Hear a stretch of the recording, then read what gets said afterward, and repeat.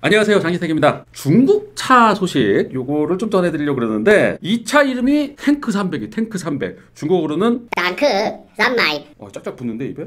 이 차가 작년 12월에 공개되고 1월부터 올해부터 판매가 시작이 됐는데 벌써 6,000대 정도 팔았어요. 그냥 만드는 대로 그냥 계속 팔린다고 해요. 그리고 지난 3월 14일 날 화이트데이 때문에 그런지 모르겠는데 300대 한정판 모델을 냈는데 요게 또 5분 만에 완판이 됐다고 합니다. 하여튼 중국에서 지금 가장 핫한 SUV 이 탱크 300 탱크 300. 요 얘기 전해드리겠습니다. 비디오 오토. 자, 이 탱크 300 이 차의 족보부터 좀 보면은 이 차가 중국의 장성기차 요 회사의 고급 브랜드 WEY 이게 웨이라는 브랜드입니다. 에서 만든 고급 SUV입니다. 이 웨이가 이 길 요걸 뜻하는 게 아니고 요 장성기차의 창업자가 웨이지엔준 요 분의 이름 따서 웨이라고 했고요. 이분이 고향이 바오딩이라는 곳인데 이 바오딩 광장에 있는 요 탑이 일자 모양으로 이렇게 생겼다 그래요. 또 요 탑을 요 엠블렘으로 딱 가져와서 웨이라는 브랜드를 좀 프리미엄하게 프리미엄 SUV로 만들었습니다. 웨이의 최신 이 탱크 300 탱크 300. 예, 요거 크기는 길이가 4,760 폭이 1,930 높이가 1,903 휠베이스가 2,750 요 대충 요 사이즈가 산타페랑 비슷해요. 높이만 산타페보다 20cm는 높네요. 20cm. 이게 뭐 정통 SUV 느낌을 내기 위해서 그런지 이 차체는 좀 높은 것 같아요. 이게 어느 정도 높냐면 집 랭글러가 1,850인데 이거는 1,903 그러니까 랭글러보다도 5cm가 더 높다. 상당히 높은 차다. 이렇게 파악을 하시면 됩니다. 실내는 12.3인치 계기판이랑 내비게이션 화면 이렇게 이어진 이런 건데 실내는 그냥 벤츠인데 이거는 벤츠에 무슨 차인지 모르겠는데 하여튼 벤츠 냄새가 그냥 빡 나오네요. 그냥 송풍구나 이런 거는 그냥 벤츠랑 호환될 정도인 것 같아. 220마력 내는 2리터 가솔린 터보 엔진이고 8단 변속기 그리고 드라이브 모드가 9가지 그리고 인피니티 오디오 들어가 있고요. 이제 어라운드 뷰 모니터 들어가 있고 360도 카메라를 이용해서 이렇게 도강을 할 때나 홈로를 갈 때 사각지대 같은 거를 카메라로 이렇게 보여주는 기능. 뭐 레인지로버 같은 데서 있던 기능인데 요거 비슷한 기능들이 들어가 있는 것 같아요. 그리고 33도의 접근각, 34도의 이탈각, 70cm 깊이의 강까지도 건널 수 있는 도강 능력도 있다. 이렇게 설명을 하고 있습니다. 탱크 300이라는 이름도 약간 좀 초등학생 이름 같은 그런 초등학생이 붙인 것 같은데 이 트림명도 좀 이색적이에요. 트림명이 탐험자, 도전자, 정복자 이렇게 세 개의 트림인데 탐험자, 도전자, 정복자 이렇게 한다고 합니다.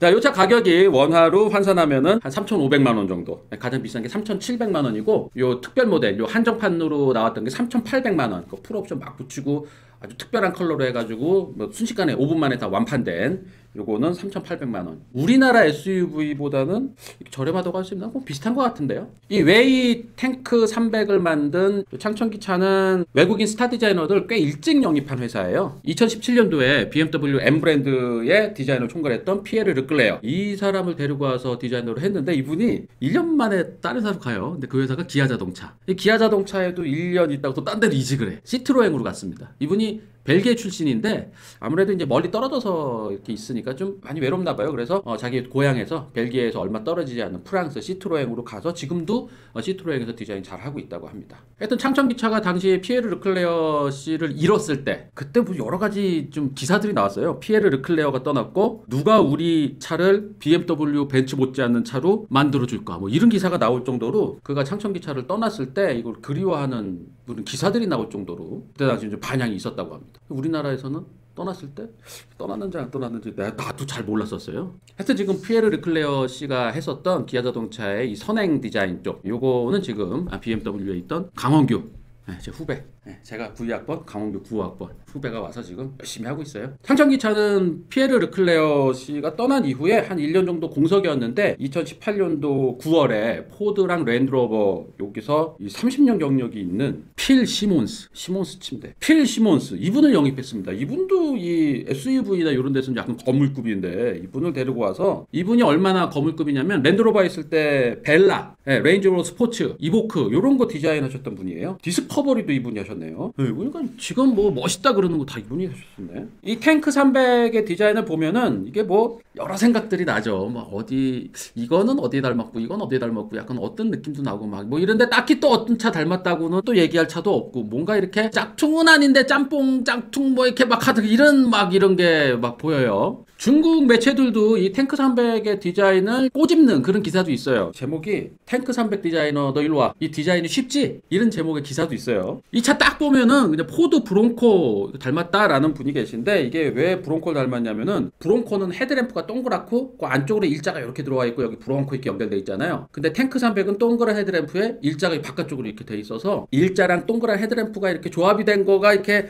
비슷하게 때문에 이제 이거 브론코 닮았다는 말씀 많이 하시는 거죠. 이 앞부분 보면은 우리 옛날에 그 유코란도 요 느낌도 조금 나기도 하면서 코란도를 티볼리 라지 사이즈로 만든 쌍용 자동차가 괜히 원망스럽기도 하고 막 뭐 이런 생각도 나면서 뒷모습을 딱 봤더니 소렌토 테일 램프가 딱 그 두 줄 딱 있어가지고 네모난 거 이거 딱 붙어 있어요. 와 이거는 호환될 것 같은데 이거는 실내는 벤츠의 무슨 차인지는 모르겠는데 하여튼 그냥 벤츠랑 호환되는 부품들이 많은 것 같을 정도로 뭔가 송풍구나 뭐 이런 데서 벤츠 냄새가 그냥 막 올라옵니다. 그냥 딱 타면 그냥 벤츠야 그냥. 그런데 이 댓글 반응은 좋은 댓글들이 대부분이에요. 고급스럽고 똑똑한 오프로드 SUV다. 호화 오프로드 분야에서 도전에 박수한다. 젊은이들의 취향에 딱 맞는다. 이런 거는 댓글 부대 아닌가? 중국 국산품 이제야 빛을 발한다. 뭐, 와 이건 진짜 국뽕인데 얘네들도 나름 국뽕인데. 동그라미 2개 헤드램프가 정말 특별하다. 얘 브론코를 안 보내네 얘는. 이 좋은 댓글 사이로 부정적인 댓글도 조금씩 보이는데요. 가격이 비싸다. 가격 비싼 거나 뭐 이런 거 막 1,000만 원에 팔아도 비싸다 그런 사람 많아요. 차는 너무 멋진데 차 이름이 초등학생 같다. 저도 이 댓글 달라고 그랬어. 탱크 300이 왜 탱크 300이. 자 이런 댓글들 사이에 뭐뭐뭐 닮았다라는 댓글이 빠질 수가 없죠. 러시아 라다. 러시아의 그냥 길에 가면은 제일 많이 보이는 SUV인데 요 러시아 라다 닮았다 이런 사람도 있고 포드 브론코 닮았다는 댓글도 있고요. 야, 소렌토 테일램프 똑같아. 소렌토 이거 중국에 이거 안 나가지 않나? 소렌토 테일램프 이거 얘는 국제적인 안목을 가진 애인데 한국 사람인가? 실내는 벤츠네 뭐 요런 댓글도 있습니다. 하여튼 중국의 짝퉁차 요거는 뭐 어제 오늘의 얘기는 아니죠. 뭐 옛날부터도 중국은 그냥 아무렇지도 않게 그냥 베껴가지고 차 만드는 거.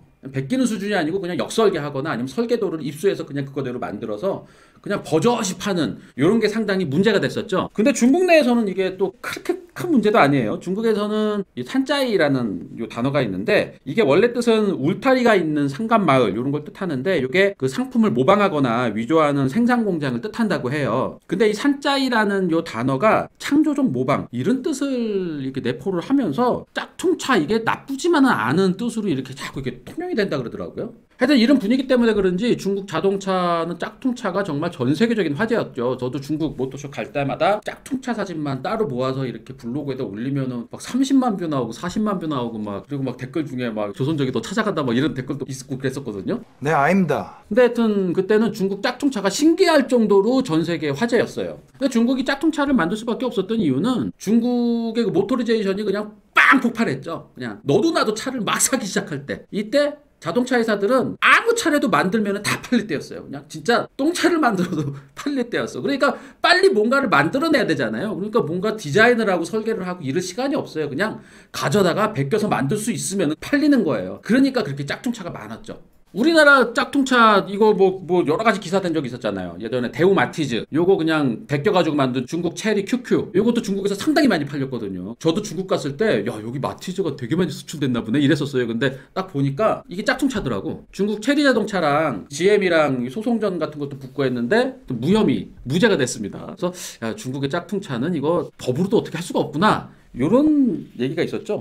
그랬는데 비교적 최근에는 요게 중국 짝퉁차가 유죄 판결을 받기도 했습니다. 랜드로버 이보크, 레인지로버 이보크를 따라서 만든 랜드윈드 거의 비슷하게 생겼는데 요게 중국 법원에서 패소를 하면서 150만 위안 우리나라 돈으로 한 2억 원가량의 벌금형을 받으면서 요때 이제 이런 기사들이 많이 나왔어요. 랜드윈드 요 짝퉁차의 패소를 예로 들면서 이제는 산짜이 짝퉁의 시대는 갔다. 이제 독창적인 디자인을 해야 된다. 이런 기사들이 나왔습니다. 하여튼 중국이 짝퉁차에 대해서 많이 경각심을 갖고 이제는 독자적인 디자인을 만들려고 하는 움직임은 확실히 저도 느끼고 있습니다. 이 디자인을 잘하기 위해서 해외 디자이너들 많이 영입해 가고 있고요. 현대기아 자동차에서 일하는 디자이너들 자꾸 빼가려고 한다는 얘기도 많이 들었습니다. 저도 기아차 출신 연락이 안 오더라고요. 중국어를 배워야 되나?